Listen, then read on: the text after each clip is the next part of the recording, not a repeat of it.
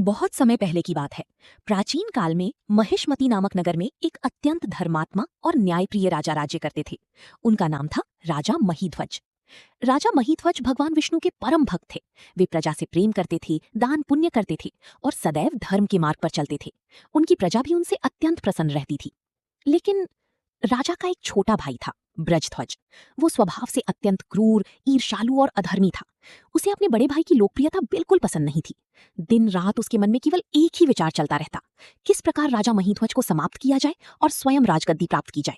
धीरे धीरे उसकी ईर्ष्या घृणा में बदल गई। एक रात जब पूरा राज्य गहरी नींद में सो रहा था, तभी ब्रजध्वज ने एक भयानक षड्यंत्र रचा। वो चुपके से राजा महीध्वज के कक्ष में पहुंचा और निर्दयता से उनकी हत्या कर दी।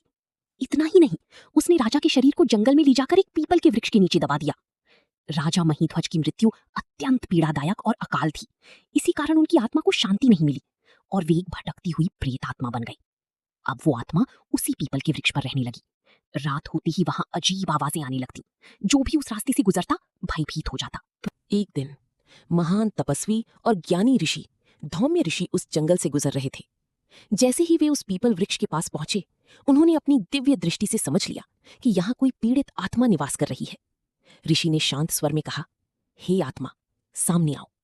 ऋषि की वाणी सुनते ही वो प्रेत आत्मा वृक्ष से नीचे उतर आई। वो अत्यंत दुखी थी। उसने हाथ जोड़कर ऋषि को प्रणाम किया।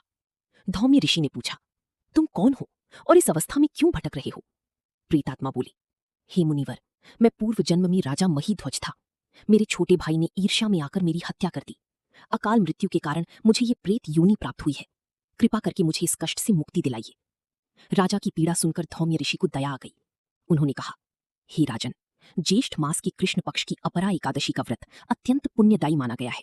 यदि तुम श्रद्धा और नियम से ये व्रत करोगे तो तुम्हें इस प्रेत योनि से मुक्ति मिल जाएगी। राजा महीध्वज ने विनम्रता से कहा, हे मुनिवर, मैं आपकी आज्ञा का पालन करूंगा। धौम्य ऋषि ने विधिपूर्वक अपरा एकादशी का व्रत कराया, भगवान विष्णु की पूजा करवाई, मंत्र जाप और भक्ति करवाई। जैसे ही व्रत पूर्ण हुआ, वैसे ही एक दिव्य प्रकाश प्रकट हुआ। राजा महीध्वज का प्रीत रूप समाप्त होने लगा और उन्हें एक दिव्य देह प्राप्त हुई। उनका चेहरा तेज से चमक उठा। आकाश से पुष्पों की वर्षा होने लगी। भगवान विष्णु की कृपा से राजा महीध्वज को प्रेत योनि से मुक्ति मिल गई और उन्हें वैकुंठ धाम की प्राप्ति हुई। कथा का संदेश यही है कि अपरा एकादशी का व्रत व्यक्ति की बड़ी से बड़ी पापों और कष्टों को भी समाप्त करने की शक्ति रखता है। जो भी श्रद्धा, भक्ति और नियम से इस व्रत को करता है, उसे भगवान विष्णु की विशेष कृपा प्राप्त होती है। इसलिए कहा जाता है, अपरा एकादशी केवल एक व्रत नहीं, बल्कि आत्मा की शुद्धि और मोक्ष का दिव्य मार्ग है।